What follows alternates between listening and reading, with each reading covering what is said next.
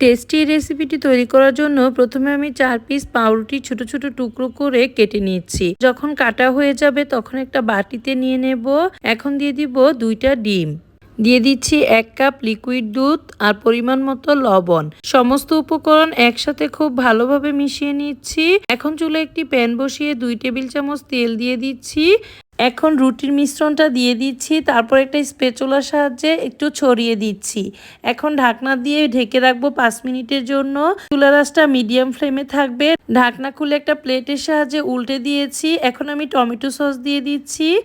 উপরে দিয়ে দিচ্ছি কেটে রাখা টমেটো, ক্যাপসিকাম। এখানে ছোট ছোট করে কেটে রাখা সসেস দিয়ে দিয়েছি আর উপরে চিজ ছড়িয়ে দিয়ে চিলি ফ্লেক্স ও অরিগানো দিয়ে দিয়েছি।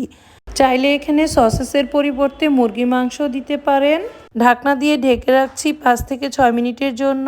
5 মিনিট পর ঢাকনা খুলে চুলা থেকে নামিয়ে নিচ্ছি। খুব সহজেই তৈরি হয়ে গেল মজাদার ঝটপট ব্রেড পিৎজা।